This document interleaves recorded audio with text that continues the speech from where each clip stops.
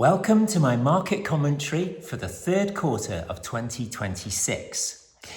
This quarter, we've seen equity markets largely continuing to rise, sometimes on misplaced optimism about the end of the Iran war, and often on company earnings, which have been largely pleasing. There are some underlying concerns, however, which have been coming out in the past weeks. Firstly, oil prices have largely stayed elevated, causing inflationary pressures and all kinds of economic issues to build up.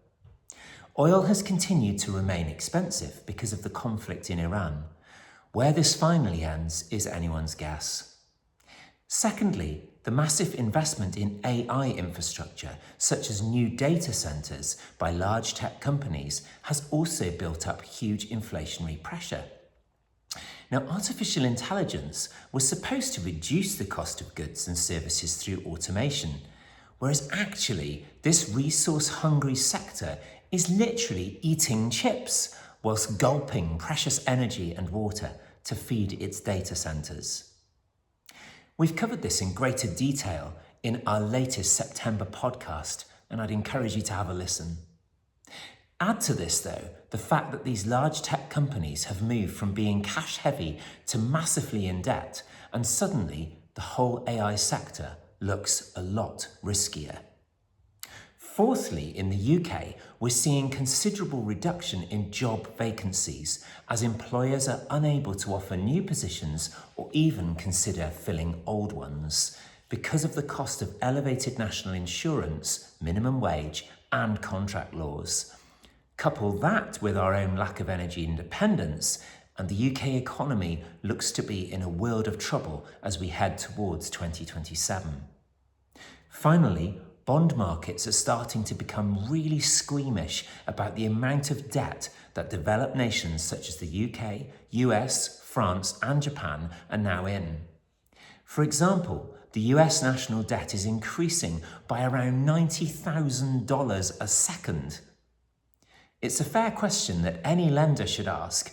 How can you afford to pay back new debt when you have so much old debt already outstanding? This is the really big concern for me. We no longer possess the firepower to bail out banks as we did back in 2008. Reducing regulations for UK and US banks could be very dangerous indeed. Now, I'm renowned for my positivity, so forgive such a gloomy start to your quarterly report. There are many reasons to be cheerful, but I just don't think the media have yet really cottoned on to the serious challenges currently lying beneath markets. Don't worry, I'm sure they soon will. The numbers for all of our 8 model portfolios are hugely encouraging this quarter and indeed this year, with all 8 managing to beat a strong FTSE 100 and the sector averages for comparable portfolios over the quarter. We've reason to be very proud indeed of our Thomas & Thomas model portfolios. Growth in the financial services sector and banking has really helped our ethical and mainstream portfolios and offered something different to the tech story. Many of these great performing banks are here in the UK, which is wonderful. We also have the US midterm elections coming up in autumn.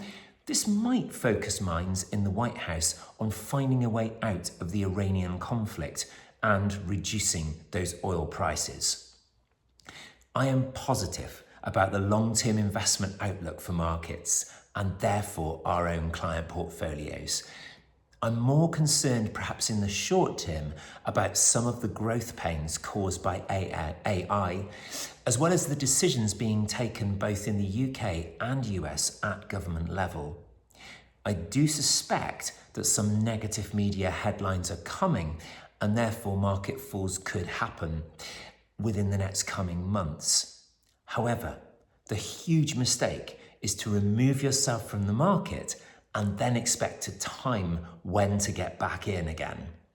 I've lost count of the number of instances I've seen over my career where investors try and fail miserably to predict and catch market movements.